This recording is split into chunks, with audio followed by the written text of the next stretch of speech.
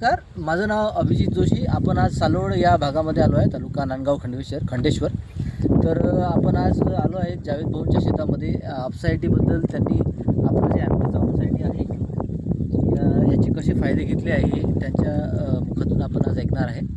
तर दादा, तुमचा परिचय द्या. माझं नाव जावेद खान नवाब खान, राहणार सालोड, तालुका नांदगाव खंडेश्वर, जिल्हा अमरावती. बरं, आणि आपण जो आता तिसरा स्प्रे घेतला त्या तिसऱ्या स्प्रेमध्ये निंबोळी अर्कासोबत आपण अपसायटी वापरलेला आहे, बरोबर? हो, तर तुम्हाला काय वाटते, आपलं अपसायटी कशा प्रकारे मिक्स करते निंबोळी अर्क? मुळे एकदम हे करते, व्हरायटीवर पुरा फैलवते और चांगला रिझल्ट भेटला. बरं, आणि तुम्ही बघा पराठी पाहू शकता दादांची, खूप चांगल्या प्रकारे सिरीज वगैरे दिसत आहे तुम्हाला.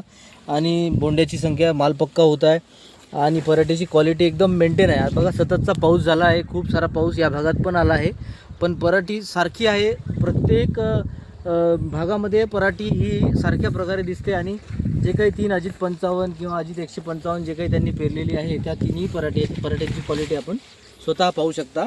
आणि अशा प्रकारे दादांनी अपसायटीचे फायदे आपल्या घेतलेले आहे आणि यानंतर ते प्रत्येक स्प्रेमध्ये अपसायटी वापरणार आहेत. जावेद भाऊ, बाकी अधिक तुम्हाला काय वाटते अपसायटीमुळे, जसं जे कपाशीची जी चमक आहे त्याच्यामध्ये काय फरक पडलेला आहे? चमकमध्ये फरक पडला, चांगली क्वालिटीची आहे. हो, आणि क्वालिटी चांगली बनली पराठीची. बरोबर आहे. आणि जे समजा त्याच्यावर येणारे जे थिप्स असतात किंवा जे म्हणजे जे काही अळीचं असेल किंवा कीटकचं जे नियंत्रण आहे ते नियंत्रण झाला. म्हणजे कीट नाही, हे चितळ फितळ हे काही आहे नाही. बरोबर आहे, हे बरोबर आहे. म्हणजे अपसायटी या प्रोडक्टमुळे एक चांगले अनुभव आलेले.